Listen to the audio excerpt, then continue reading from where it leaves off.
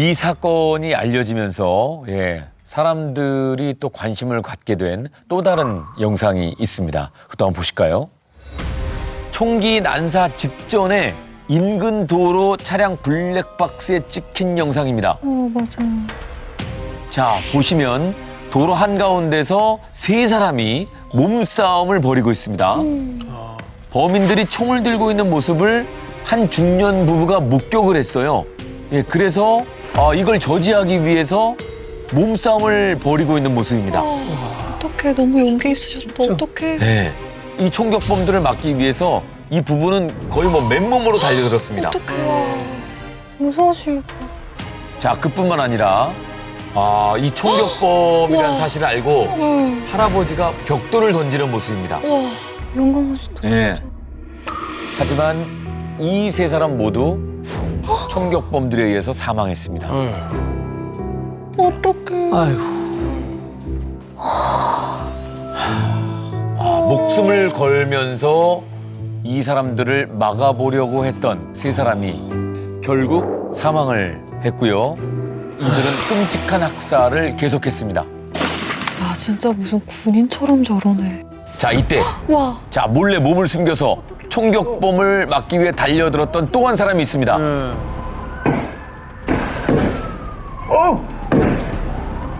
총격범의 뒤를 잡고 치열하게 몸싸움을 펼친 끝에 총기를 뺏었습니다.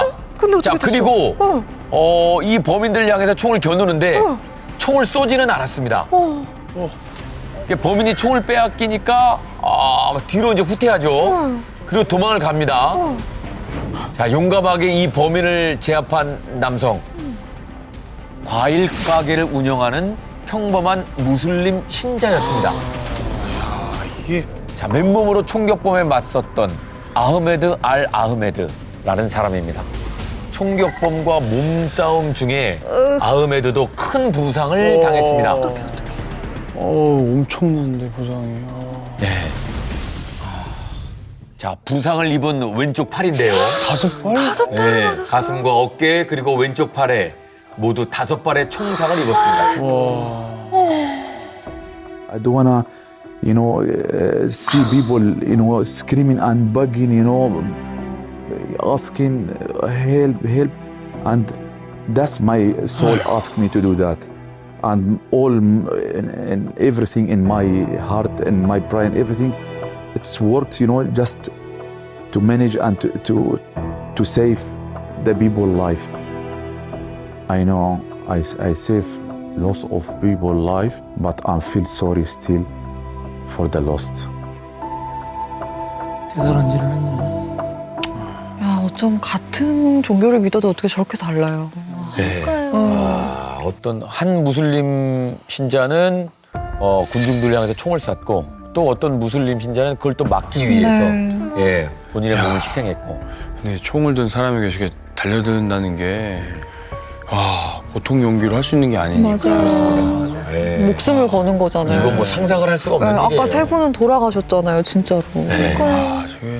근데 이 일이 알려지면서 많은 이제 관심이 불러일으켜졌습니다. 그래서 이제 아흐메드 씨를 위한 그 후원 모금, 펀딩이 열렸고요. 전 세계에서 24억 원의 후원금이 그 모금이 됐습니다. 그리고 이제 호주의 총리도요, 성명을 발표했거든요. 우리는 이 나라가 분열되는 것을 용납하지 않을 것입니다. 라고 밝혔고요. 그다음에 이제 병원에 입원한 아흐메드 씨의 병문안을 직접 가기도 했습니다. 뭔가 전 세계 사람들이 십시일반해서 후원금을 모았다는 게 너무 감동이고, 근데 또 돌아가신 분들을 생각하면 또 마음이 아파요. 그러게요.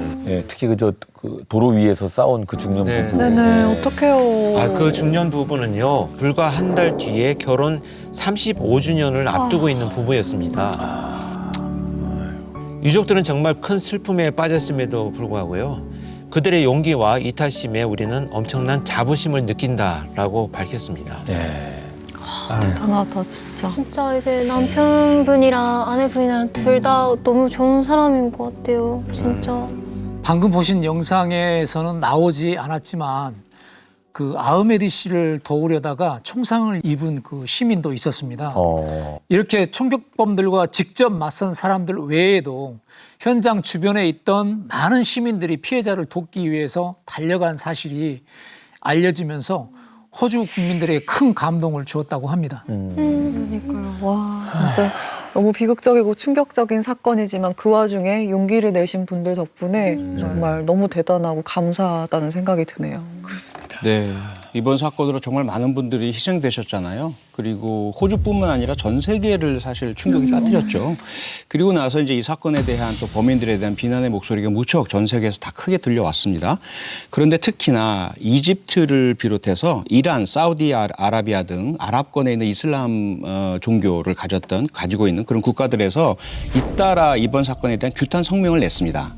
우리가 분명히 좀 잊지 말아야 할 것은 뭐냐면 범인들이 이슬람 종교를 가지고 있고 또는 그 IS를 표방한다고 해서 이슬람 종교 자체가 테러를 지원한다든지 동의한다든지 또는 이슬람을 믿는 사람들이 테러리스트적인 특성을 갖고 있다든지 이런 일반화의 오류를 범하면 절대로 안 됩니다. 이슬람은 종교 자체가 폭력을 금지하고 있거든요. 네, 그것은 뭐 분명하게 모든 종교와 같은 입장이고요. 다만 극소수의 그 이슬람교를 믿는 극단주의자들이 이 살인과 폭력, 테러의 방식으로 자신들의 어떤 의사를 관철하려고 한다는 것뿐이다. 다른 이슬람교도들은 뭐 기독교도나 불교도나 어떤 다른 종교를 믿는 사람과 똑같이 같은 사람이거든요. 각자가 그 서로를 좀 지키고 인류의 동료를 가지고 있는 사람들이다. 결코 잊지 않아야 하겠고요. 이런 사건들 때문에 마치 과거에 2007년 조승희 한국인 출신의 그 미국인이 버지니아 공대에서 32명을 살해했다고 해서 한국인들이 막 그 사과하고 이랬었거든요. 그럴 필요가 없다고 미국에서는 반응이 일어났잖아요. 그건 개인의 범죄이고 개인의 잘못이다. 그거 한국인이라는 이유만으로 한국인들이 같은 생각을 가질 필요가 없다. 똑같은 거거든요. 그래서 이 호주 반다이 해변에서의 범인 2명이 이슬람 교도라고 해서 이슬람 신자들에 대해서 잘못된 편견을 가지는 일은 결코 없었으면 좋겠습니다. 네. 그러니까 이제 아버지는 돌아가셨지만 살아남은 그 아들을 어떤 벌을 이제 받는 건가요? 아들 나비드 아크람 15명을 살해한 혐의를 포함해서 총 59건의 혐의로 기소되었습니다. 호주는 사형 폐지 국가, 사형은 없어졌어요. 사형제도가 없고요. 가장 그 형법상 높은 최고 형량이 가석방 없는 종신형입니다. 호주의 연방법에서는요. 정치, 종교 혹은 이념적인 목적을 가지고 공공의 생명이나 안전을 위협하거나 또는 중대한 피해를 초래하는 행위를 테러 행위로 규정하고 있고요. 이 테러 행위에 대해서는 최대 가석방 없는 종신형을 규정하고 있습니다. 실제로 이제 1996년에 호주에서 대규모 총기 난사 사건이 발생한 적이 있습니다. 그 당시에 이제 검거된 범인 현재까지 가석방 없는 종신형 그 당시 선고받고 지금까지 복역 중입니다. 아마도 이런 점들로 추정해 봤을 때는 이 나비드 아크람 아마도 당연하게 법정에서 종신형, 가석방 없는 종신형이 선고될 것으로 예상되고 있습니다. 그런 형도 좋은 것 같아요. 가석방 없는 종신형. 그거라도 있었으면 좋겠네요. 우리는. 참 총성은 멈췄지만 그날의 공포는 오래도록 남아서 또 사람들을 괴롭힐 겁니다. 더 큰 비극을 막고 누구나가 안심하고 살아갈 수 있는 사회를 만들 수 있는 그런 방법에 대해서 우리가 지혜를 모으고 함께 고민해 봐야 되는 그런 시점이 아닌가 싶습니다.